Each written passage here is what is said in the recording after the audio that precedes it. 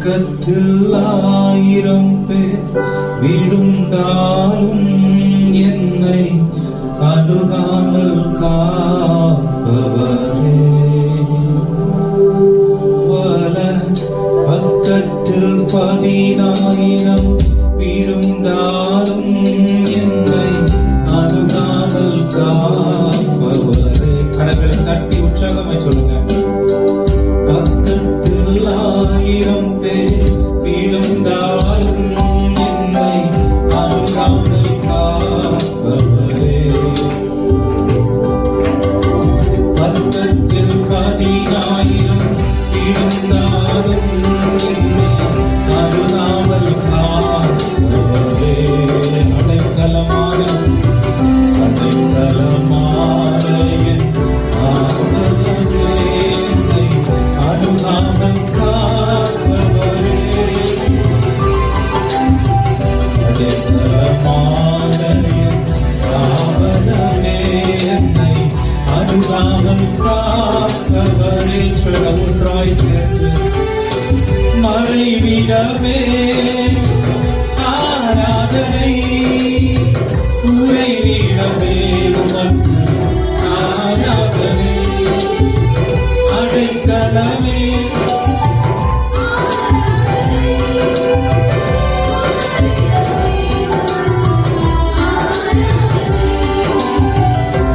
ஆராதனை உமக்கு ஆராதனை. என்னை ஆதரித்த இயேசுவே ஆராதனை. ஆராதனை உமக்கு ஆராதனை. நேசித்த இயேசுவே ஆராதனை. சிறகுகளின் நிழலிலே நான் இளைப்பாறுவேன்.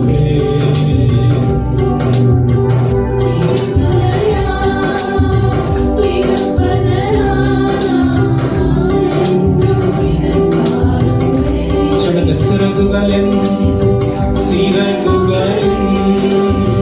நிழலிலே நான் இளைப்பாறுவேன். சொல்லுங்க. ஆண்டவரை நம் தஞ்சமாய் சேர்ந்து கொண்டு கடந்த 2 மாதங்கள் நம்மை கடல் கருவிடியை போல பாதுகாத்து இந்த 3வது மாதத்திற்குள்ளே வந்த காப்பவரை நான் நன்றியிலை பாருவேன். கண்ணுறங்காமல் காப்பவரை நான் என்றும் இளைப்பாறுவேன். மறைவிடமே ஆராதனை, உறைவிடமே உமக்கு ஆராதனை. அடைக்கலமே ஆராதனை, புகலிடமே உமக்கு ஆராதனை. மறைவிடமே ஆராதனை, உறைவிடமே உமக்கு அடைக்கலமே ஆராதனை, புகலிடமே உமக்கு ஆராதனை. உமக்கு ஆராதனை. என்னை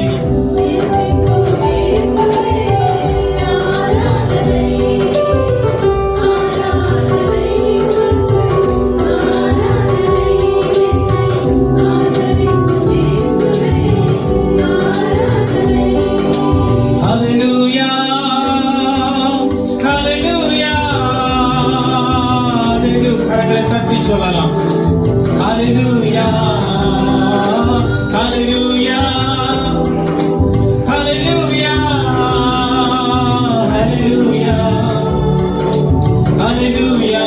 சொல்லுங்க. Hallelujah, Hallelujah, Hallelujah, Hallelujah. Hallelujah, Hallelujah, Hallelujah,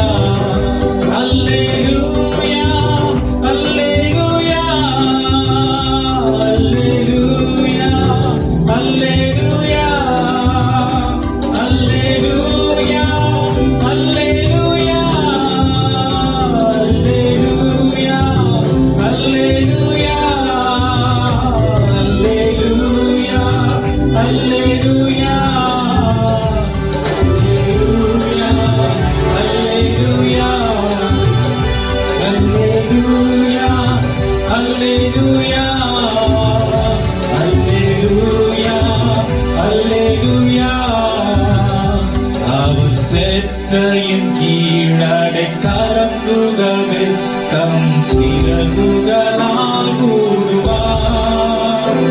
அவர் சேட்டையின் கீழ் அடைக்கலப்புகவே தம் சிறகுகளால் மூடுவார். அவர் சேட்டையின் கீழ் அடைக்கலப்புகவே தம் சிறகுகளால் மூடுவார்.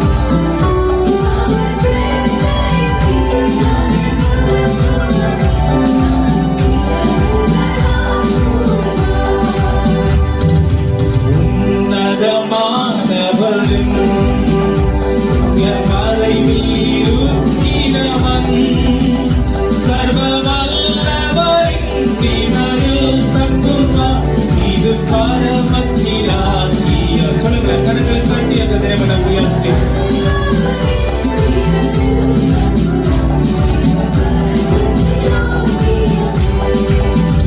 அவர் சேட்டையின் கீழானை கலப்புகவே தம் சிறகுகளால் மூடுவார். அவர் சேட்டையின் கீழானை கலப்புகவே தம் சிறகுகளால் மூடுவார். அவர் சேட்டையின் கீழானை கலப்புகவே தம் சிறகுகளால் மூடுவார். அவர் சேட்டையின் கீழானை கலப்புகவே தம் சிறகுகளால் மூடுவார். சொல்லுங்க, தேவனும் அடைக்கலம், கோட்டையும் அழகும் அவர். அவர் சத்திய பரிசையும் கேடகமாம், என் நம்பிக்கையும் அவரே. அவர் சத்திய பரிசையும் கேடகமாம், என் நம்பிக்கையும் அவரே. அவர் சேட்டையின் கலப்புகவே தம் சிறகுகளால் மூடுவார். அவர் சேட்டையின் கீழ் அடைக்கலப்புகவே தம் சிறகுகளால் மூடுவார். அவர் சேட்டையின் கீழ் அடைக்கலப்புகவே தம் சிறகுகளால் மூடுவார்.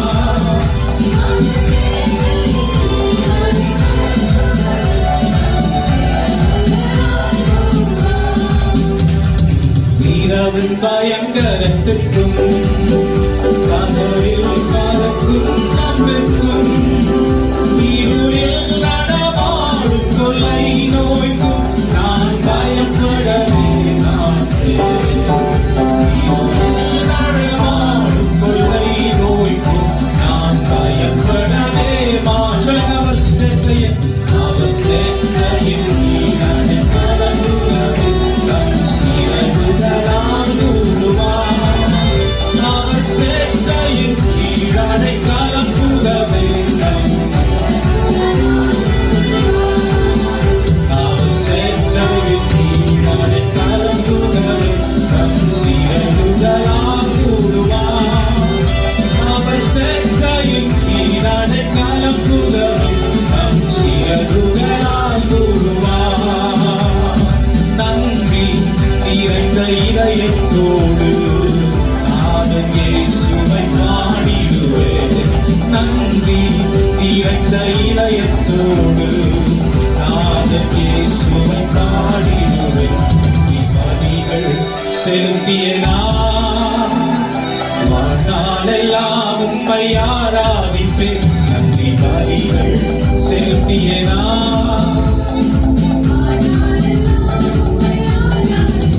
நம் இயேசு நல்லவர், நம் இயேசு வல்லவர், நம் பெரியவர், நம் இயேசு பரிசுத்தர், நம் இயேசு பெரியவர், நம் இயேசு பரிசுத்தர்.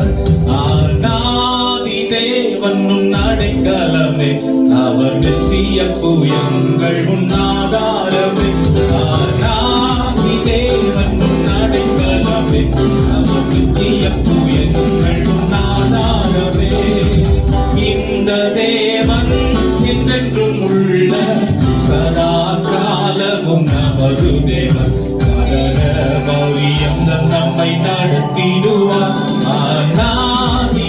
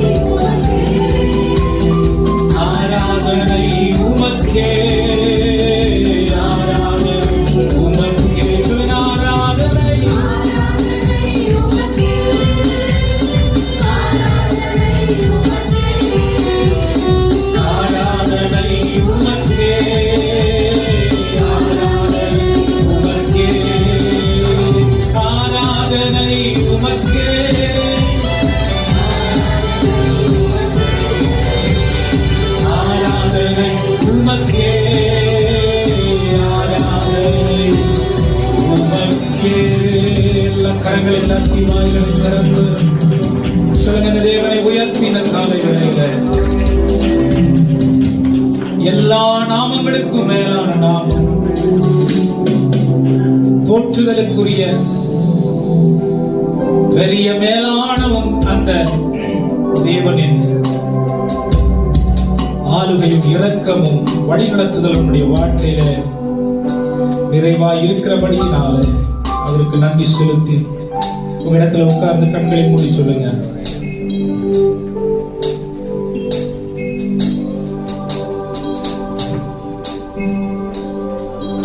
ஹல்லேலூயா, ஸ்தோத்திரிக்கிறோம்.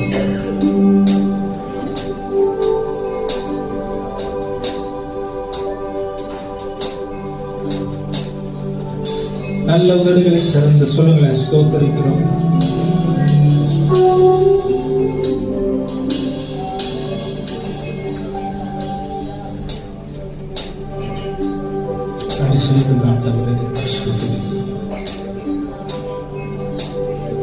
நன்றி ஆண்டவரே, ஸ்தோத்திரிக்கிறோம்.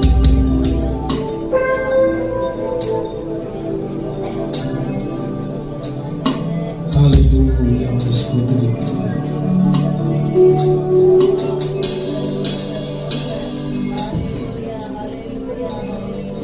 என்னை தருகிறேன் தருகிறேன் உன் கரத்தில், என்னை படைக்கிறேன் படைக்கிறேன் உன் பாதத்தில், என்னை தருகிறேன் தருகிறேன் உன் கரத்தில், என்னை படைக்கிறேன் படைக்கிறேன் உன் பாதத்தில், உருவாக்குவேன்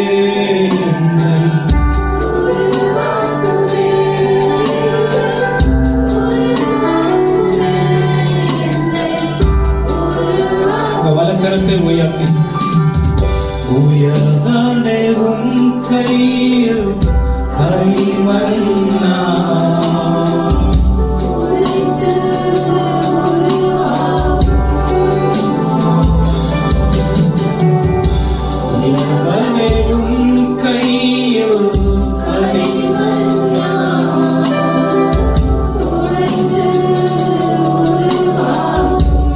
என் சித்தமல்ல ஆண்டவரே, என் சித்தமல்ல,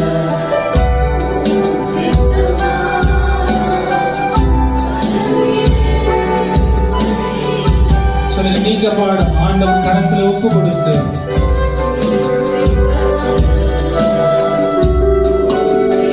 ஒன்னாம் தேதி வந்ததுனால, 3வது மாதத்தின் முதல் தேதியா இருக்கிறதுனால ஒரு வாக்குத்தத்தம் போல ஒரு வார்த்தையை சொல்லி ஒரு சப்ஜெக்ட கொஞ்ச நேரம் உங்களுக்கு ಕற்றுக் கொடுக்க ವಿರುಂಬುகிறேன்.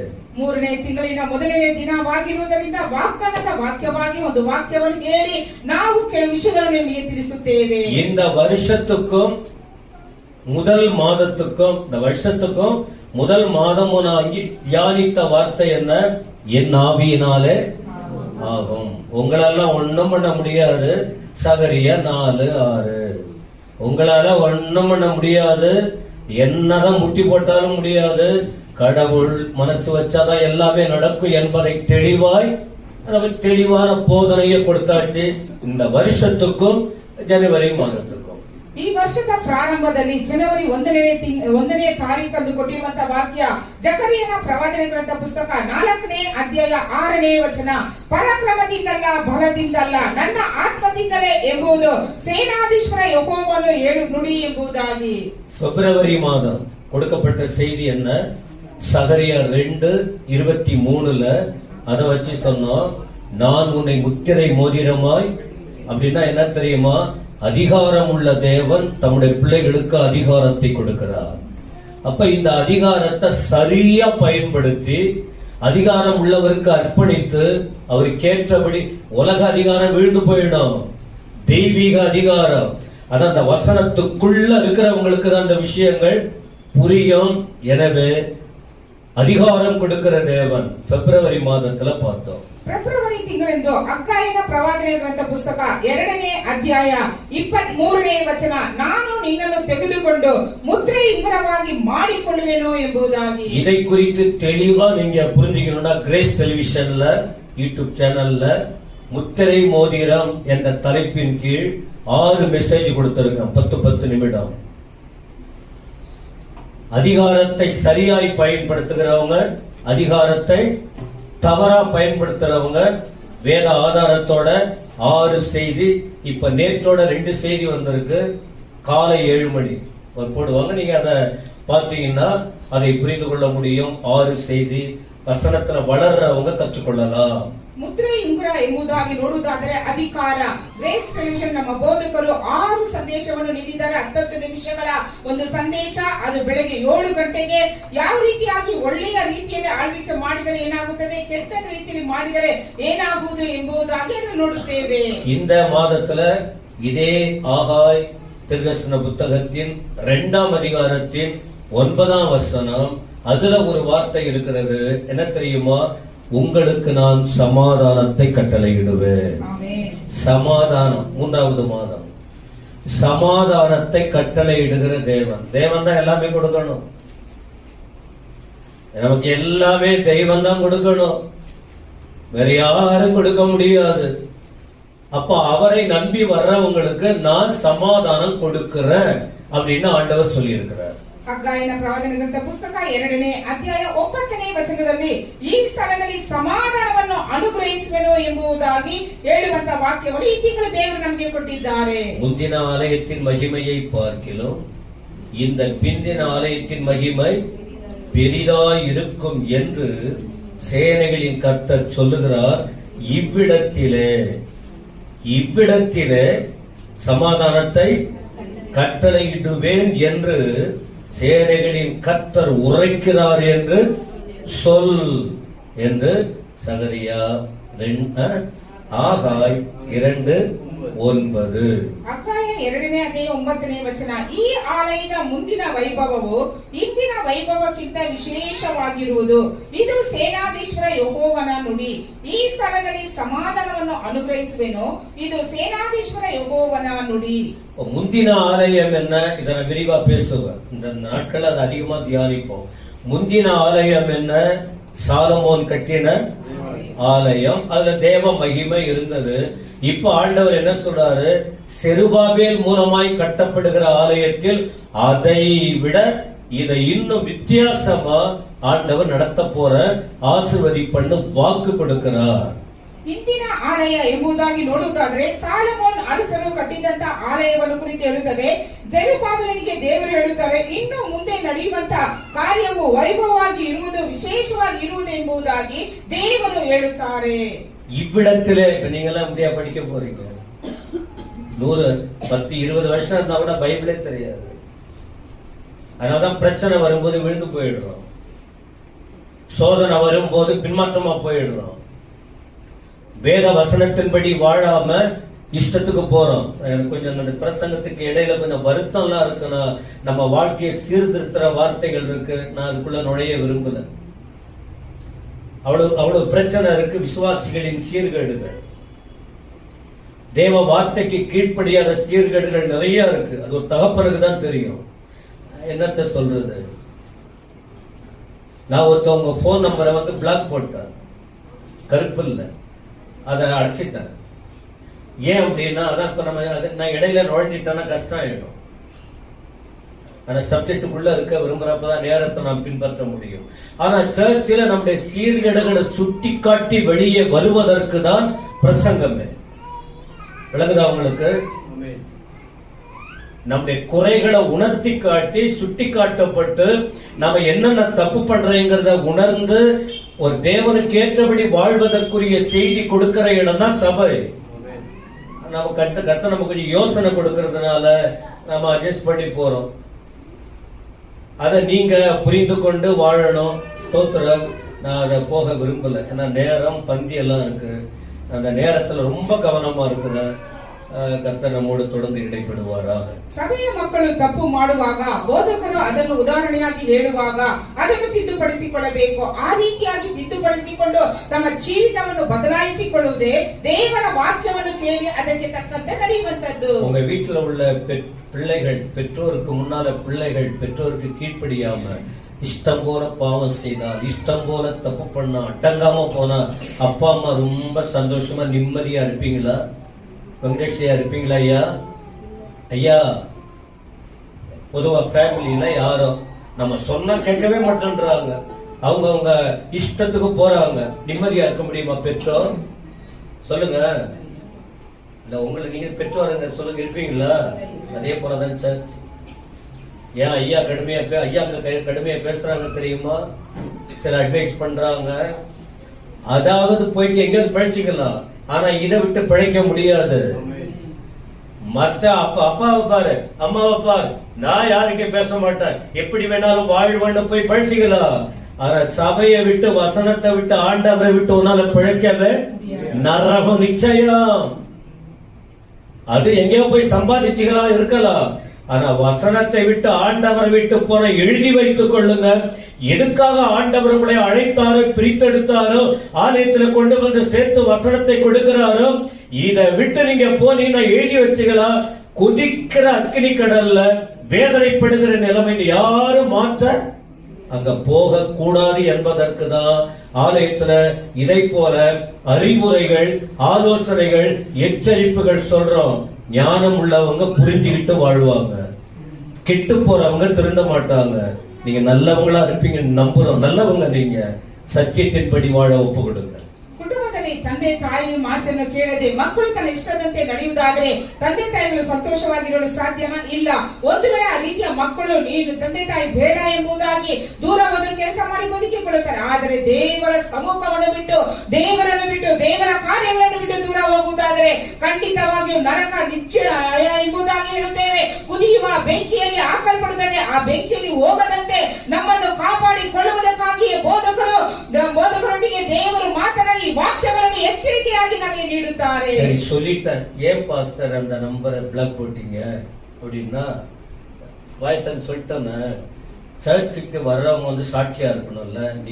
நீ தான் வீட்டுல கிட்டு போற, வீதியில கிட்டு போலாமா? சத்தமா சொல்லுங்க. யாரும் பார்க்கல நம்ம பேசுறது, நம்ம வாழுறது, யாரும் பார்க்கல. மற்றவங்க பார்க்கிற அளவுக்கு நடந்தா எவ்வளவு பேருக்கு இடரல். உங்களை ஜனங்க மதிப்பாங்களா?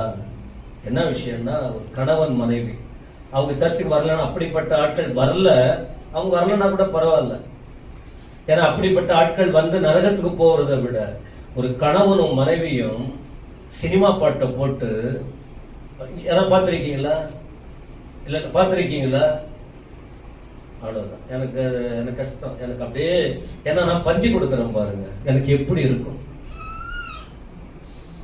இப்பதான் எனக்கு கொதிக்குது. அதனால போங்கடான்ற தப்பாட்டுக்காரீங்க. எனக்கு எவ்வளவு வேதனையா இருக்கும். எதுக்கு உங்களுக்கு ஞான ஸ்நானம் கொடுத்தது? எதுக்கு உங்களுக்கு பந்தி கொடுக்குது? சாட்சி தப்பு நடக்குது இல்லைன்னு சொல்லல. அப்புறம் இத போல நிறைய விஷயம் இருக்கு. இது சொன்ன வச்சுங்க நின்றுடுவாங்க. அப்படிப்பட்ட ஆட்கள் வரணுங்கிற அவசியம் சொல்லுங்க. இப்படிப்பட்ட கர்த்தருடைய வார்த்தை கீழ்ப்படியாத ஆட்கள் கோயிலுக்கு வர்றதை விட அவங்க எப்ப கெட்டு போலாம.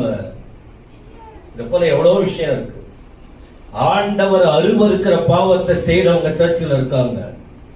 என்னைக்கோ நாளைக்கு தப்பு பண்ணிட்டு அழுது உணர்ந்து வர்றவங்களும் இருக்காங்க. அவளை கர்த்தர் ஏற்றுக்கொள்ளுவார். துணிகரமா போற வேதம் எதை வெறுக்குது, துணிகரமா போறவங்களை கர்த்தர் மன்னிக்கவே, சத்தமா சொல்லுங்க, மன்னிக்க மாட்டார். கடவுள் பார்த்துக்கிட்டோம். நான் போன் பண்ணாலும் கேட்க மாட்டாங்க, நேரா சுட்டி காட்டினாலும் ஏற்றுக்கொள்ள மாட்டாங்க. கர்த்தரை தொடும்போதுதான் தெரியும். சரி, விஷயத்துக்கு வந்துடும். ಆದರೆ ನಾವು ತಂದೆ ತಾಯಿಗಳಾಗಿರುವುದರಿಂದ ಮಕ್ಕಳ ಮುಂದೆ ನಾವು ಒಬ್ಬ ಜವಾಬ್ದಾರಿಯುಳ್ಳವರಾಗಿರಬೇಕು. ಬೋಧಕರು ಹೇಳುವಂತಹ ಕಾರ್ಯ ಏನೆಂದರೆ, ಫೋನ್ ಅಲ್ಲಿ ಒಂದು ಕಾರ್ಯವನ್ನು ನೋಡಿದರು, ಗಂಡ ಹೆಂಡತಿಯ ಸಿನಿಮಾ ಹಾಡುಗಳನ್ನು ಹಾಕಿ ಬೇಡವಾದ ವಿಷಯಗಳು, ಇದು ದೇವರಿಗೆ ಬಹಳ ಅಸಹ್ಯವಾದ ಕಾರ್ಯಗಳು, ಹೇಳುವುದಾದರೆ ಮಾತನ್ನು ಕೇಳುವುದಿಲ್ಲ. ಅಂತವರು ಸಭೆಗೆ ಬಂದು ಕೆಟ್ಟು ಹೋಗುವುದಕ್ಕಿಂತ ಬಾರದೇ ಇರುವುದು ಒಳ್ಳೆಯದು ಎಂಬುದಾಗಿ ನೋಡುತ್ತೇವೆ. ஓகே, சமாதானத்தை கட்டளை இவ்விடத்தில் அப்படின்றாரு. எவ்விடத்தில், இது எப்படி படிக்கிறீங்க? எந்த இடத்துல சமாதானத்தை கொடுப்பன்றார் அந்த வசனத்துல? இங்கயா? எருசலேம் இல்ல, எருசலேம். எருசலேமே சமாதானத்தின் இடம்தான். எருசலேம் என்றால் என்ன அர்த்தம்? சமாதானத்தின் ஸ்தலம். ஆனா இப்ப அங்க என்ன இல்ல? என்ன இல்ல? சமாதானம் இல்லாததற்கு யார் காரணம்? அவங்கதான். ஆனா ஆண்டவர் சொல்றாரு, நான் சமாதானத்தை கொடுக்கிறேன், இனியாவது புரிஞ்சு வாழுங்க. எத்தனை பேருக்கு விளங்குச்சு? இவ்விடத்தில் சமாதானத்தை கட்டளையிடுவேன். அப்ப நீங்க உங்க உள்ளத்துல, உங்க குடும்பத்துல, உங்க சபையில நீங்க என்ன பண்ணீங்களோ எனக்கு தெரியாது. ஆனா ஆண்டவர் சொல்றாரு, நான் சமாதானத்தை இந்த மாதத்துல கொடுக்கிறேன். அதை பெற்றுக்கொள்வதும், அதை பெற்றுக்கொண்டு வாழ்வதும் வாழாதது யார் கிட்ட இருக்கு? கடவுள்தான். ಈ ಸ್ಥಳದಲ್ಲಿ ಎಂಬುದಾಗಿ ಬರೆಯಲ್ಪಟ್ಟಿದೆ. ಯಾವ ಸ್ಥಳ? ಯೆರೂಸಲೇಮ್. ಯೆರೂಸಲೇಮ್ ಅಂದ್ರೆ ಸಮಾಧಾನ ಎಂಬುದಾಗಿ ಅರ್ಥ. ಹಾಗಾದ್ರೆ ಆ ಜನರು ಆ ಸಮಾಧಾನವನ್ನು ಪಡೆದುಕೊಳ್ಳದೇ ಇರುವುದಕ್ಕೆ ಕಾರಣ ದೇವರು ಹೇಳುತ್ತಾರೆ, ಈ ಸ್ಥಳದಲ್ಲಿ ನಿಮಗೆ ಸಮಾಧಾನವನ್ನು ಅನುಗ್ರಹಿಸುವನು ಎಂಬುದಾಗಿ. ನಮ್ಮಲ್ಲಿ, ನಮ್ಮ ಕುಟುಂಬದಲ್ಲಿ, ನಾವಿರುವಂತಹ ಸ್ಥಳದಲ್ಲಿ ಯಾವ ರೀತಿಯಾದ ಸಮಾಧಾನ ನಾವು ಎಲ್ಲದಂತೆ ಇದ್ದೇವೋ ಆ ಸಮಾಧಾನವನ್ನು ದೇವರು ಈ ತಿಂಗಳಿನಲ್ಲಿ ನಮಗೆ ಅನುಗ್ರಹಿಸುವರು. எனக்கும் உங்களுக்கும் மற்றவர்களுக்கும் சமாதானம் கெட்டு போவதற்குரிய சில விஷயம், ஒரு 4 காரியம் சொன்னேன். நீங்களும் அப்படி இருக்க கூடாது, உங்களால மற்றவர்களும் சமாதானம் கெடக்கூடாது, மற்றவர்களால் உங்களுக்கும் சமாதானம் கெட்டு போக கூடாது. அதற்கு இதோ 4 காரியம். 4 ವಿಷಯಗಳನ್ನು ಹೇಳುತ್ತೇವೆ. ಯಾವುದಂದ್ರೆ, ನಾವು ಮತ್ತೊಬ್ಬರ ಸಮಾಧಾನವನ್ನು ಕೆಡಿಸಬಾರದು, ಯಾರು ನಮ್ಮ ಸಮಾಧಾನವನ್ನು ಕೆಡಿಸಲು ಬಾರದು ಎಂಬುದಾಗಿ. எதிரிகளின் வார்த்தை ஒருத்தவங்க சமாதானத்தை கெடுத்துரும்.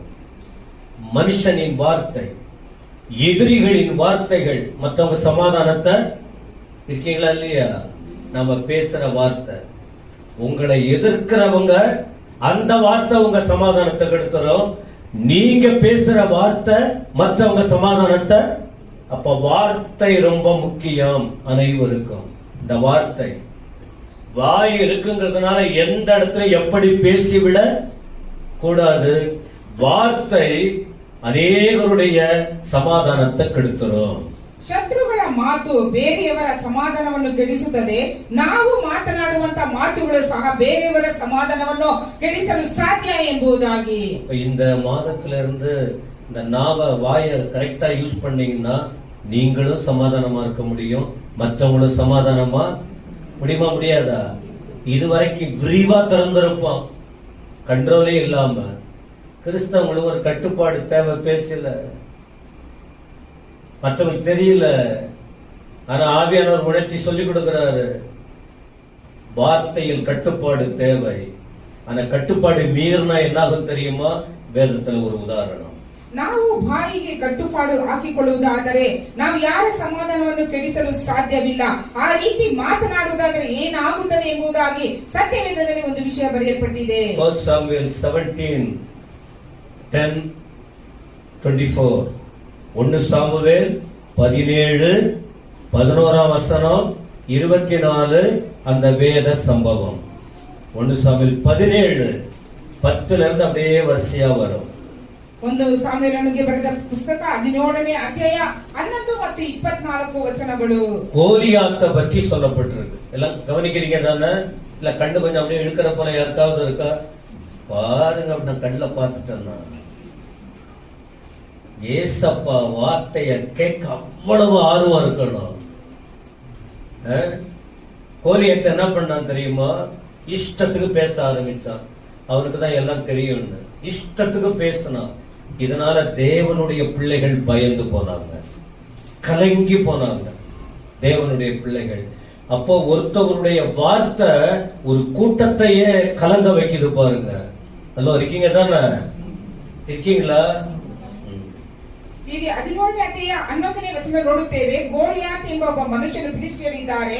ಆತನು ಮಾತನಾಡುವಂತಹ ಮಾತುಗಳನ್ನು ಇಸ್ರೇಲ್ ಜನರು ಕೇಳಿ ಬಹಳವಾಗಿ ಭಯಪಟ್ಟರು, ಅವರ ಎದೆಯೊಡೆದು ಹೋದರು ಎಂಬುದಾಗಿ ಬರೆಯಲ್ಪಟ್ಟಿದೆ. அதே இடத்துல 17:32 17:32 அந்த இடத்துல பாருங்க, ஆண்டவர் ஒரு தேவ மனுஷனுக்கு அனுப்புறாரு. ஹலோ, இப்ப தேவ பிள்ளைகளுக்கு ஆறுதல், அதுக்கு சொல்றேன். இந்த மாத சமாதானத்தை கொடுப்பன்றார்ல. அப்போ கோலியாத்து போன்ற எதிரிகள் நமக்கு உங்களை எதிர்க்கிறவங்க பேசிக்கிட்டு தான் இருப்பாங்க. அவங்க வாயை அடைக்கவே முடியாது. ஏன்னா அவங்களுக்கு தெரியல அவங்க யார் தெரியுமா? தன் வாயினால கெட்டு போகக்கூடியவங்க, கடைசியில் அந்த வார்த்தையினாலே அழிஞ்சு போகக்கூடியவங்க. விளங்குச்சா? எதிரி அழிவான். நீங்க அழிந்து போகாம இருக்கணும்னா உங்க வார்த்தை சரியான வார்த்தையா இருக்கணும். விளங்குச்சா? எதிரி அது அப்படிதான் செய்வான். பிசாசு அவனுக்குள்ள இருக்கிறான், அவன் தான் பேசுவான். ஆனா உங்களுக்குள்ள பிசாசு வந்து நீங்க பிசாசா மாறிவிட கூடாது. நீங்க நல்லா இருக்கணும்னா தாவீதை போல பேச வேண்டும். தாவீது என்ன சொன்னார் தெரியுமா? எல்லாரையும் பார்த்து நீங்க இதுக்கு பயப்பட வேணாம், அவன் அழிஞ்சு போறான். நீங்க என்ன செய்தீங்க? நீங்க அதற்கு தாவீதின் வார்த்தை என்ன நடந்தது? தாவீது போனார், தேவ பிள்ளைகளை கலங்கடித்த கோலியாத்தை வெட்டி வீழ்த்தினான். அப்போ வார்த்தை சமாதானத்தை கெடுக்கும், அதே வார்த்தை நமக்கு ஆறுதலை கொடுக்கும். ரெண்டு விஷயம் புரிஞ்சுக்கிட்டீங்களா? அப்ப இத ஃபாலோ பண்ணீங்கன்னா நீங்க நிம்மதியா இருக்க முடியும், நீங்க சரியா இருக்க முடியும். தேவையா இல்லையா அந்த வார்த்தை? இதுக்கு மேலேயே உங்க நாவுக்கு பூட்டு போடணும், இல்லைன்னா அதுவே உங்கள் நிம்மதிக்கு கேடா மாறிடும். அவ்வளவுதான். இது முதல் காரியம். ಇಲ್ಲಿ ಮೊದಲನೇದಾಗಿ ನೋಡುತ್ತೇವೆ, ವಿರೋಧಿಗಳ ಮಾತಿನಿಂದ ಇಸ್ರಾಯೇಲ್ ಜನರು ಭಯಪಟ್ಟು ಹೋದರು ಎಂಬುದಾಗಿ. ಯಾಕಂದ್ರೆ ಸೈತಾನನು ಆತನ ಹೃದಯದಲ್ಲಿದ್ದಾರೆ. ಆದರೆ ದೇವರ ಮನುಷ್ಯನಾಗಿರುವಂತಹ ದಾವೀದನು 32ನೇ ವಚನದಲ್ಲಿ ನೋಡುತ್ತೇವೆ, ದಾವೀದನು ಇಸ್ರಾಯೇಲ್ ಜನರಿಗೆ ಹೇಳಿದ ಮಾತುಗಳನ್ನು ಕೇಳಿ ಅವರು ಧೈರ್ಯಗೊಂಡರು, ಯಾರು ನೀವು ಎದೆಗಡಬಾರದು ಎಂಬುದಾಗಿ ಹೇಳಿದನು. அப்ப தேவன் நமக்கு இந்த மாதம் கொடுக்கிறது என்ன? ஒரு சமாதானம் ஏதோ ஒரு விதத்துல கெட்டு போகுது, ஆனா இந்த இடத்துல உங்க வீட்டுல உங்க உள்ளத்துல நான் சமாதானத்தை கொடுப்பேன்னு சொல்றாரு. இந்த சமாதானம் பெறணும்னா கணவன், மனைவி, பெற்றோர், பிள்ளைங்க, மற்றவங்க எல்லாருமே அந்த நாவுக்கு பூட்டு போடணும். இஷ்டத்துக்கு வாய் இருக்குன்னு பேச, அப்ப சமாதானம் காக்கப்படும். இரண்டாவது குறிப்பு என்ன?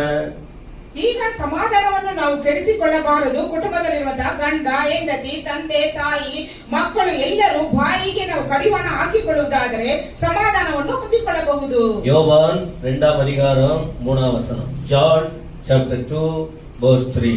அந்த சம்பவம் உங்களுக்கு தெரியணும், தெரிஞ்சுக்கணும். யோவான் ಬರೆದ ಸುವಾರ್ತೆ 2ನೇ ಅಧ್ಯಾಯ 3ನೇ ವಚನ. ஒரு திருமண வீடு நல்ல சந்தோஷமா எல்லாம் நிறைவா இருக்கு, நல்ல நிறைவு இருக்கு. ஆனா அங்க ஒரு குறைவுபட்டு போச்சு, என்ன செய்யறதுங்கிற ஒரு குழப்பத்துல இருக்காங்க.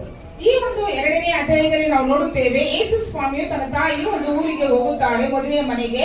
ಅಲ್ಲಿ ದ್ರಾಕ್ಷಾರಸವು ಕಡಿಮೆ ಆಯಿತು ಎಂಬುದಾಗಿ ನೋಡುತ್ತೇವೆ.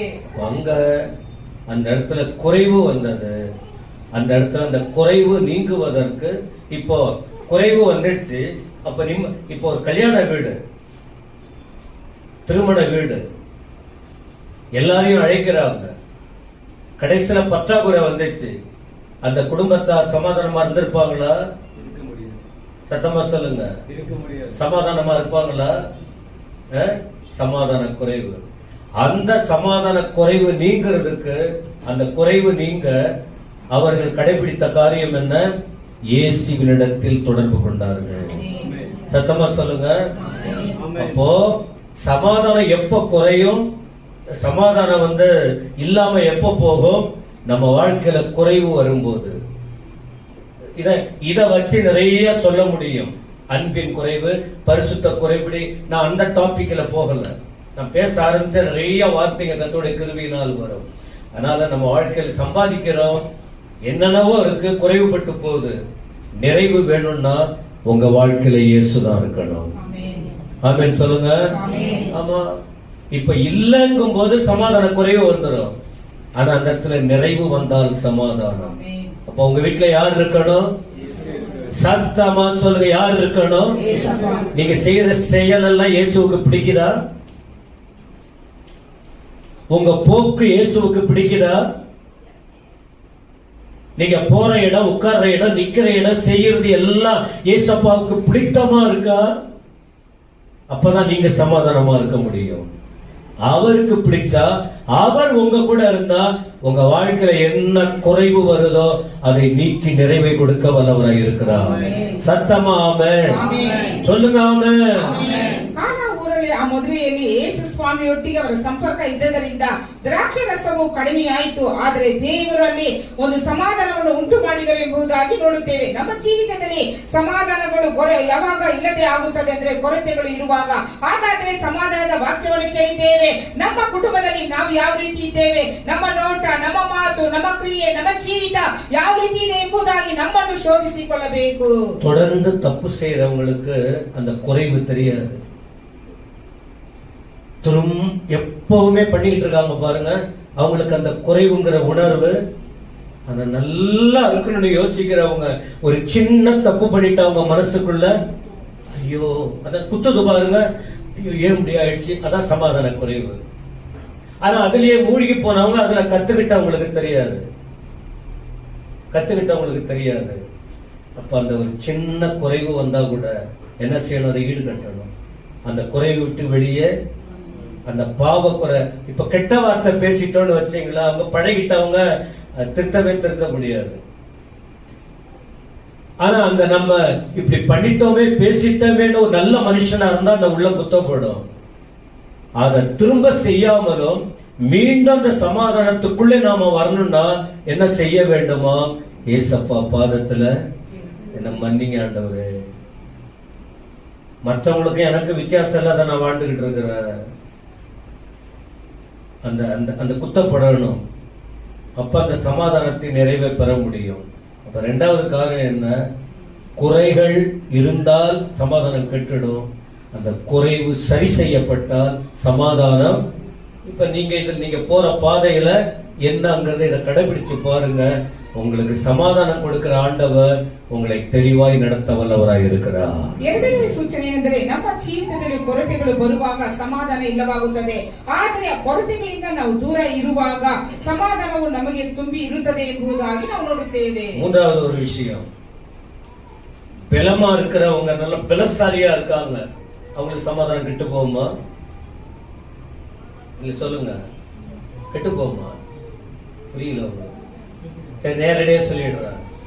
தொடர்ச்சியா வீக்னஸ், தலைவலி, பல்லு வலி, அந்த வலி, இந்த வலி, எல்லாம் வலி தொடர்ந்து வந்துகிட்டு இருந்ததுன்னா அங்க மனசு நிம்மதியா இருக்கும், அங்க சமாதானம் இருக்கும். சொல்லுங்க. ಬಲಹೀನತೆಯಲ್ಲಿ ಯಾವಾಗಲೂ ಇರುವುದಾದರೆ ಅಲ್ಲಿ ಸಮಾಧಾನ ಇರುವುದಿಲ್ಲ, ಮನಸ್ಸಿನಲ್ಲಿ ಸಂತೋಷವಿರುವುದಿಲ್ಲ. ஆனா அந்த பலவீனம் நீங்கிற வழி என்ன? பலவீனம் நீங்கணும்னா அந்த நான் இப்படி எனக்கு இங்க ஒரு வலி இருந்தது, அதையே தொட்டு பாக்குறது. இப்ப கூட ஏதோ ஒண்ணு இருக்குங்க, நான் தொட்டு பாக்குறேன், எப்பதான் மாறுன்னு தெரியல. சொல்றேன் என்னவா இருக்கும். ஆனா இது மாறிடுச்சுன்னா என் உள்ளத்துல என்ன ஆயிடும், மாறிடுச்ச.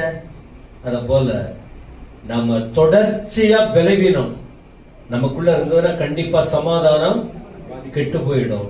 ஆனா இந்த சமாதானம் நிரந்தரமா வரணும்னா நான் இயேசுவ அவருடைய பிரசன்னம், நான் அவருடைய பிரசன்னத்துக்குள்ள இருக்கணும், அவர் பிரசன்னம் என் மேல இறங்கி வரணும். எத்தனை பேருக்கு விளங்குது? என்ன நேரம் ஒதுக்கணும்? எனக்கு நேரம் இல்லை, எனக்கு சர்ச்சுக்கு வர நேரம் இல்லை, எனக்கு பாட்டு பாட நேரம் இல்லை, வேற இடத்துக்கெல்லாம் போறதுக்கு நேரம் இருக்குது. பிடிக்கிறாரு பாருங்க, தொண்டை குரல் வளைய பிடிக்கிறாரு பாருங்க, அப்பதான் தெரியும். இங்க சர்ச்சில் பிரேயர் இருக்கும், இவங்க வீட்டுல ஒரு பண்டிகை கொண்டாடுவாங்க. எங்க சர்ச்சில் கர்த்தரை துதித்து எல்லாம் ஐக்கியப்படுவாங்க, இவங்க எல்லாம் சேர்ந்து வேற கொண்டாட்டம் தொடர்றாரு பாருங்க, அப்பதான் தெரியும். ஐயா சொன்னா வருத்தமா இருக்கும். ஆண்டவர் தொடும்போதுதான் அவங்களுக்கு விளங்கு, ஆண்டவர் தொடும்போதுதான். ஆனா ஆண்டவருடைய மனசு என்ன தெரியுமா, நீ சமாதானமா இருக்கணும்னு விரும்புறாரு. சமாதானம் கெடுக்கிறதுக்கு ஆண்டவர் இல்ல, நான் தான். ஏன் சமாதானம் கெட்டு போறதுக்கு நான் தான் காரணம். உங்க சமாதானம் கெட்டு போறதுக்கு நீங்க தான். உன் புருஷன் கோயிலுக்கு வந்திருக்காரா, பந்திக்கு வராரா, சண்டே வராரா, எப்படி உன் வீட்டுல நிம்மதியை கொடுப்பாரு? ஒவ்வொரு காரியத்துக்கும் சமாதானம் கெடுக்கிறதுக்குன்னே பல சூழ்நிலை இருக்கு, ஆனா சமாதானம் கொடுக்கிறதுக்குன்னே ஏசப்பா சொல்லிக்கிட்டு இருக்காரு. ನಾವು ದೇವರ ಪ್ರಸನ್ನತೆಯಲ್ಲಿ ಇರುವಾಗ, ಆತನು ನಮ್ಮೊಟ್ಟಿಗೆ ಇರುವಾಗ ಸಮಾಧಾನವನ್ನು ದೇವರು ನಮಗೆ ಕೊಡುತ್ತಾರೆ, ಬಲಹೀನತೆಯನ್ನು ನೀಗಿಸಿ ಫಲವನ್ನು ಅನುಗ್ರಹಿಸುತ್ತಾರೆ. ಹಾಗಾದರೆ ಈ ತಿಂಗಳಿನಲ್ಲಿ ನಾವು ತಿಳಿದುಕೊಳ್ಳಬೇಕಾದದ್ದು, ನಮ್ಮ ಕುಟುಂಬದಲ್ಲಿರುವವರು ಸಭೆಗೆ ಬರುತ್ತಾರಾ, ದೇವರ ಪ್ರಸನ್ನತೆಯನ್ನು ಹೊಂದಿಕೊಂಡಿದ್ದಾರಾ ಎಂಬುದಾಗಿ ನಾವು ಅದನ್ನು ನೋಡಿ ಅದಕ್ಕೆ ತಕ್ಕಂತೆ ನಡೆದುಕೊಳ್ಳಬೇಕು. லூக்கா 8ஆம் அதிகாரத்துல ஒரு சம்பவம் இருக்கு. லூக்கா 8ல 42ல இருந்து 48 வரைக்கும். Look chapter 8. 12 வருஷம் பெரும்பாடு உள்ள ஸ்திரீ, 12 வருஷம் தொடர்ச்சியான பலவீனம், எல்லா காசும் போச்சு. நிம்மதியா இருப்பாங்களா அவங்க? சத்தமா சொல்லுங்க. அதான் தொடர் பலவீனம் சொல்றேன். தொடர் பலவீனம். இதை நீ காலையில வந்தது ஈவினிங் போயிடுச்சு, அது இல்ல. 12 வருஷமா தாங்க முடியாத ஒரு வீக்னஸ், ரத்தம் எல்லாம் போயிடுச்சு, ரொம்ப வேதனை. ஆனா இந்த நிலையில என்ன தெரியுமா, அவங்க தேவ பிரசன்னத்தை வாங்கிட்டாங்க. ஹலோ, கவனிக்கிறீங்களா? பிரச்சனை வந்தா கோயில வந்து விழணும். வேற வேற அதான் சொல்ற, வாய்ப்பு புத்து புத்து பார்த்து சொல்லிடுவேன். மதிக்காதவங்கிட்ட நம்ம சொல்ல வேண்டிய அவசியம் இல்லை. மதிக்காதவங்கிட்ட நம்ம சொல்ல, உலகத்துல சொல்றாங்க மதியோர் வாசலை மிதியாது. கர்த்தருடைய வார்த்தையை சொன்னா, கோயிலுக்கு வரவங்க சொன்னா மதிக்கணும், கர்த்தரை மதிக்கணும், கர்த்தருடைய வார்த்தையை மதிக்கணும், ஊழியக்காரனை மதிக்கணும், சபையை மதிக்கணும். அப்பதான் கர்த்தர் அந்த இடத்துல ஒரு நிறைவை தருவா. சிலருக்கு அந்த மைண்டே இல்லை, தண்ணி வச்சு விட்டுற வேண்டியதான். பாடுபடும் போது தெரியும். ஆனா ஆண்டவர் விருப்பம் என்ன? என் பிள்ளைங்க சமாதானமா இருக்கணும். அதனாலதான் கர்த்தர் பேசிக்கிட்டு இருக்காரு. ನಾವು ದೇವರನ್ನು ಗೌರವಿಸಬೇಕು, ದೇವ ಸೇವಕರನ್ನು, ದೇವರ ವಾಕ್ಯಗಳನ್ನು, ವಾಗ್ದಾನಗಳನ್ನು, ದೇವರ ಸಮೂಹವನ್ನು ಗೌರವಿಸಬೇಕು. ಆಗ ದೇವರ ಸಮಾಧಾನ ನಮಗಿರುತ್ತದೆ. ಲೂಕನು ಬರೆದ ಸುವಾರ್ತೆ 8ನೇ ಅಧ್ಯಾಯ 43ರಿಂದ 48ರವರೆಗೂ ಒಂದು ವಾಕ್ಯವು ಬರೆಯಲ್ಪಟ್ಟಿದೆ. ರಕ್ತ ಕುಸುಮ ರೋಗ ಎಂಬುದಾಗಿ 12 ವರ್ಷಗಳಿಂದ ಆ ಒಂದು ಹೆಣ್ಣು ಮಗಳಿಗೆ ಇತ್ತೆ ಎಂಬುದಾಗಿ ನಾವು ನೋಡುತ್ತೇವೆ. வேற வழியே இல்ல, வேற வழி இல்ல, எல்லாம் போச்சு.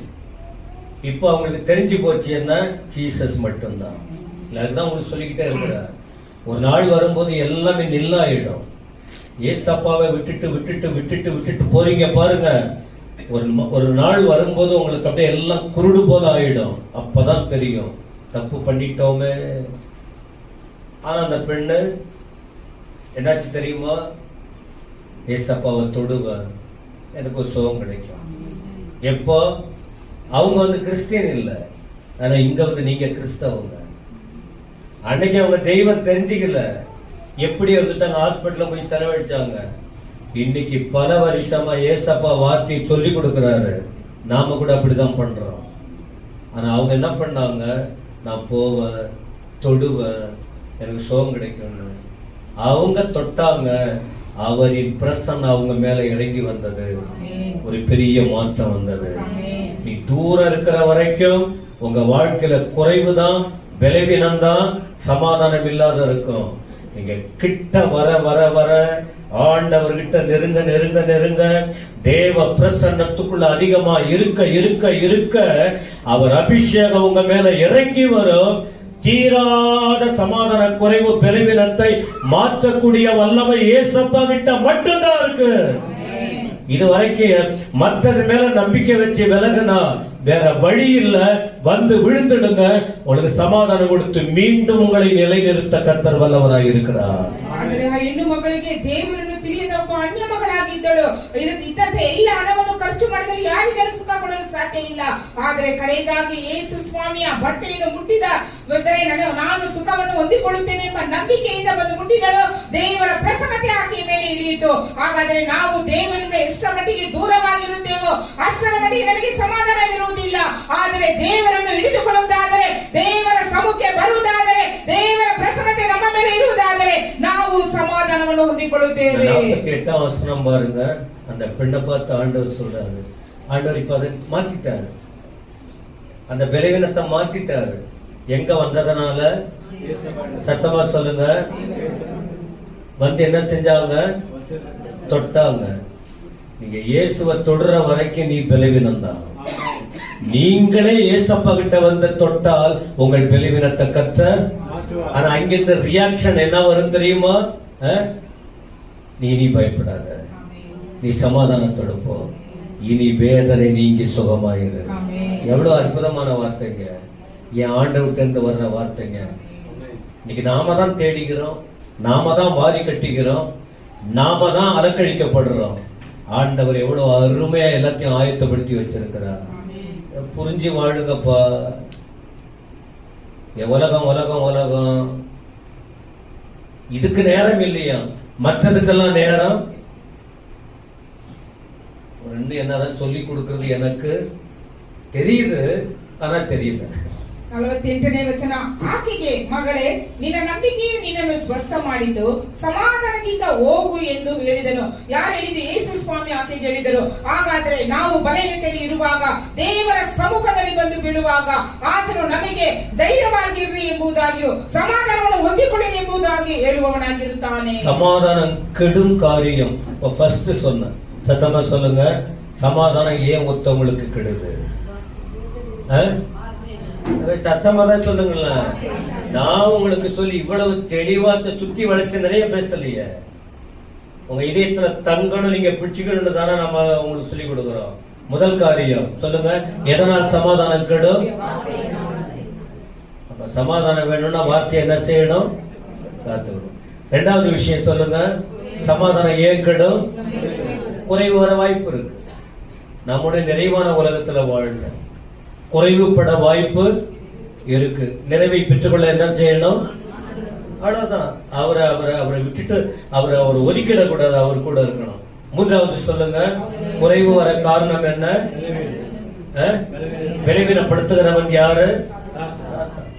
நம்மளும் ஞானம் இல்லாத இருக்கிறோம். பிசாசுக்கு இடம் கொடுக்கறதுனால அந்த விளைவினம் வருது, பிசாசுக்கு இடம் கொடுக்கறதுனால. ஆனா அந்த அதிலிருந்து அந்த சமாதானத்தை கொடுக்கணும்னா அவருடைய பிரசன்னத்துக்குள் நாமே வந்து என்ன செய்யணும்? இதுல குறை இப்ப நீங்க புரிஞ்சுக்கிட்டு இப்படி வாழ்ந்தீங்கன்னா ನೆಕ್ಸ್ಟ್ ಲೆವೆಲ್ ಉಂಗ ಲೈಫ್ நல்ல ಮೇಲ್ಮೆ ಅಡೆಯ முடியும்.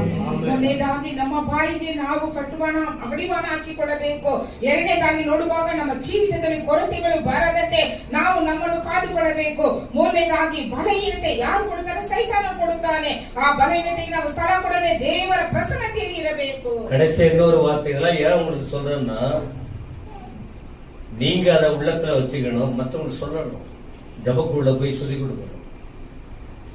வீடுகளுக்கு போகும்போது இந்த வசனத்தை வச்சு அவங்களுக்கு சொல்லி, எப்படி தெரியும்? ஐயா தான் சொல்லி கொடுத்தாங்க, நாங்களும் படிச்சோம், நாங்களே எக்ஸ்ட்ரா உங்களுக்கு சொல்றோம். நான் கத்துக்கிட்டேன் சர்ச்சில், உங்களுக்கு நாங்க சொல்லி கொடுக்கிறோம். இப்ப அந்த சமாதானத்தை கட்டளை ஈடுபட்டு யாருக்கு சொன்னார் தெரியுமா? உழைக்கிறவங்களுக்கு. யாருக்கு? கடவுள் வேலையை செய்யறவங்களுக்கு. முந்தைய ஆண்டவர் சொன்னார், ஏன் வேலையை நீ செய்யலன்னு. இப்ப அவங்க வேலை தொடங்கி 1 மாதம் ஆயிடுச்சு. இந்த முந்தின ஆலயம் பிந்தின ஆலயம் 1 மந்த் ஆயிடுச்சு. வேலையை தொடங்கிட்டாங்க, கீழ்ப்படிஞ்சாங்க. அவங்களுக்கு தான் சொல்றாரு, நான் உனக்கு சமாதானம் தருவேன். உன் சமாதானத்தை கெடுக்க நிறைய பேர் வருவாங்க, நீ என் வேலையை செய்ய, நான் உங்களுக்கு சமாதானத்தை. சர்ச்சுக்கு வர்றவங்க சோம்பேறியா இருக்க கூடாது. ஏதாயிலும் ஒரு காரியத்தை கர்த்தருக்காக செய்யணும். சோம்பேறிகளுக்கு சமாதானம் இருக்காது.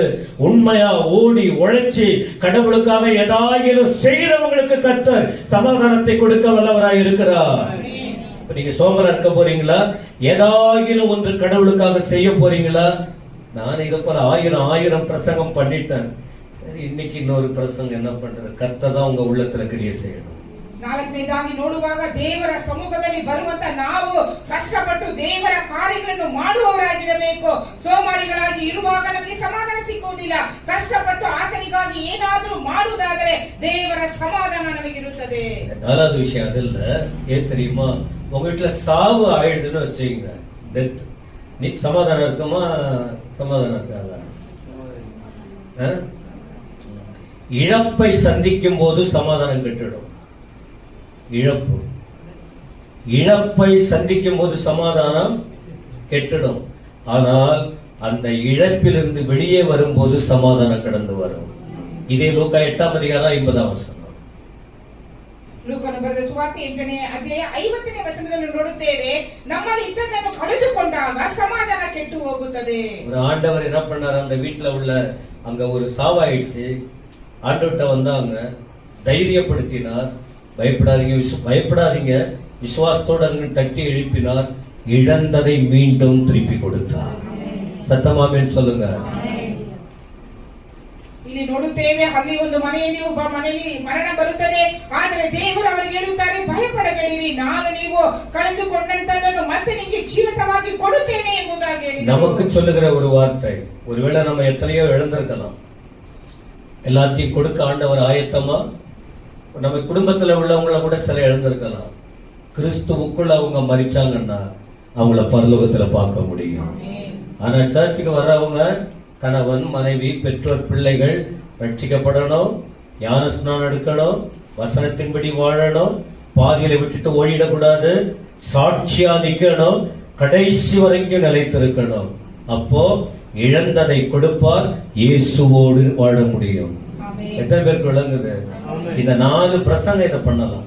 இப்ப நீங்க 4 குறிப்பு சொன்ன பாருங்க, 4 பிரசங்கம் உங்களுக்கு 4 வாரம் பண்ண முடியும். அதை கேட்ட நீங்க சிந்திங்க, எதை விடணுமோ விட்டுருங்க, சமாதானத்தை பெற்றுக்கொள்ளுங்க. கர்த்தர் ஆசீர்வதிக்கணும். ಒಂದು ವೇಳೆ ನಮ್ಮ ಕುಟುಂಬದಲ್ಲಿ ಮರಣ ಹೊಂದಿರುವವರು ಕ್ರಿಸ್ತನಲ್ಲಿದ್ದು ಮರಣ ಹೊಂದಿರುವುದಾದರೆ ನಾವು ಕಡೆಯ ದಿನದಲ್ಲಿ ಅವರನ್ನು ಸಂಧಿಸಲು ಸಾಧ್ಯ ಎಂಬುದಾಗಿ ಹೇಳುತ್ತೇವೆ.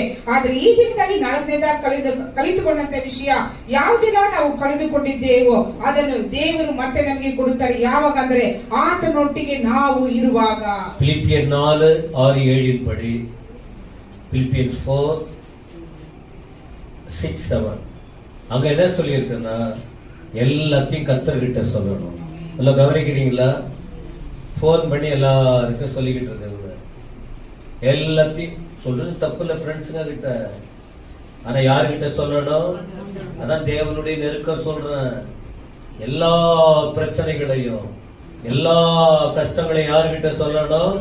அப்ப என்ன தெரியுமா? உங்க புத்திக்கு மேல, என்ன புத்தி பாரு சொல்லுவாங்க, எல்லா புத்திக்கு மேல சமாதானம் உங்க இருதயத்துல வந்து நிரம்பிடும். வேணுமா வேணாமா? இப்ப ஆண்டவர் பேசுற நல்லதா கெட்டதா? கெட்டவங்களுக்கு, கெட்டு போறவங்களுக்கு இது பிடிக்காது. அது நல்லா இருக்கணும், இயேசுவுக்காக வாழணும் என்று சொல்றவங்களுக்கு இருதயம் கொழுந்து விட்டு எரிய ஆரம்பிக்கும். ஆமென். உள்ளத்துல நிறைந்த சமாதானம் அவர் கொடுக்க வல்லவராய் இருக்கிறார். ಫಿಲಿಪಿಯರಿಗೆ ಬರೆದ ಪತ್ರಿಕೆ 4ನೇ ಅಧ್ಯಾಯ 6-7 ವಚನಗಳು. ಯಾವ ಸಂಬಂಧವಾಗಿಯೂ ಚಿಂತೆ ಮಾಡದೆ ಸರ್ವ ವಿಷಯದಲ್ಲಿ ದೇವರ ಮುಂದೆ ಕೃತಜ್ಞತಾ ಸ್ತುತಿಯನ್ನು ಪ್ರಾರ್ಥನಾ ವಿಜ್ಞಾಪನೆಗಳನ್ನು ಮಾಡುತ್ತಾ ನಿಮಗೆ ಬೇಕಾದದನ್ನು ತಿಳಿಯಪಡಿಸಿರಿ. ಆಗ ಎಲ್ಲಾ ಗ್ರಹಿಕೆಯನ್ನು ಮೀರುವ ದೇವ ಶಾಂತಿಯು ನಿಮ್ಮ ಹೃದಯಗಳನ್ನು ಯೋಚನೆಗಳನ್ನು ಕ್ರಿಸ್ತ ಯೇಸುವಿನಲ್ಲಿ ಕಾಯುವುದು. முதல் வசனம் என்ன சொன்னார்? முதல் வசனம் ஆண்டவர் என்ன சொன்னாரு? சமாதானத்தை கட்டளையிடுவேன். கடைசி இப்போ ஒரு வசனம் சொல்றேன். இந்த மாதத்துல ஆசீர்வாதம் வேணுமா வேணாமா? சமாதானம் என்பதே என்னதான்? சத்தமா சொல்லுங்க. சங்கீதம் 29:11. சங்கீதம் 29:11 சொல்றாரு, அவர் தம்முடைய ஜனத்துக்கு பலன் கொடுத்து என்ன செய்றாரா? அவர்களை சமாதானம் அருளி அவர்களை சமாதானத்தை கொடுத்துட்டு கர்த்தர் நம்ம பிளஸ் பண்ண போறாரு. எப்படிப்பட்ட தெய்வம் பாருங்க. அதனால என் அன்பு சகோதர சகோதரிகளே, உலகம் தற்காலிகமானது, அதை விட்டுருங்க, அதெல்லாம் விட்டுருங்க. கடவுளை பிடிச்சிங்க, நல்லதோ கெட்டதோ இயேசுவுக்காக வாழுங்க, நிம்மதியா வாழ பழகுங்க, கசப்பு வெறுப்பெல்லாம் விட்டுருங்க, யாரையும் விரோதிக்காதீங்க, யாரை பார்த்தாலும் நல்லவங்களா பாருங்க. ஏன்னா அப்படிதான் பழகிட்டு இருக்கேன், நான் அப்படிதான் பழகிட்டு இருக்கேன். இப்படி இருந்தா உங்க நிம்மதியை யாரும் கெடுக்க முடியாது. ஏசப்பா சீக்கிரம் வர போறாரு. உணருவோம், வாழுவோம், வளருவோம், அர்ப்பணிப்போம், ஆயத்தப்படுவோம், பந்திக்கும் ஆயத்தப்படுவோம். ಕೀರ್ತನೆ 29:11ನೇ ವಚನ. ಯೆಹೋವನು ತನ್ನ ಜನರಿಗೆ ಫಲವನ್ನು ಅನುಗ್ರಹಿಸುವನು, ಆತನು ತನ್ನ ಪ್ರಜೆಗೆ ಸುಕ್ಷೇಮವನ್ನು ದಯಪಾಲಿಸುವನು ಎಂಬುದಾಗಿ. ಹಾಗಾದರೆ ಸಮಾಧಾನ ಎಂದರೆ ನಮಗೆ ಆಶೀರ್ವಾದವಾಗಿರುತ್ತದೆ. ಆದ್ದರಿಂದ ನಾವು ದೇವರ ಸಮ್ಮುಖದಲ್ಲಿ ನಮ್ಮ ಜೀವಿತವನ್ನು ಒಪ್ಪಿಸಿಕೊಡೋಣ, ನಮ್ಮನ್ನು ಅರ್ಪಿಸೋಣ. ಆತನು ನಮಗಾಗಿ ಇರುವನು, ನಾವು ಕರ್ತನ ಭೋಜನಕ್ಕಾಗಿ ಸಿದ್ಧರಾಗೋಣ. 1 Corinthians 11:31. 1 Corinthians 11:31 என்ன சொல்றாரு? நம்மை நாமே நிதானித்து அறிந்தால் நாம் நியாயத்திற்க சபை மக்களே கவனிங்க, எவ்வளவு ஆண்டவர் நம்மளை மகிமையா நடத்துகிறார். நிறைவா இறங்கி வரட்டும். நாங்கள் செய்கிற ஒவ்வொரு காரியமும் உமக்கு உகந்ததா இருக்கட்டும். எங்கள் பலத்தினால, எங்கள் சத்துவத்தினால எங்களை ஆண்டவரை முன்னிறுத்திக் கொள்ள நாங்கள் வரலாம். உம்மை காண்பதின் மூலம் எங்களை இன்னும் நாங்கள் ஆண்டவரே புரிந்து கொள்ள எங்களுக்கு நீர் கிருபை தருவீராக. தாழ்த்தி ஒப்பு கொடுக்கிறோம் இயேசுவின் நாமத்தில் பிதாவே.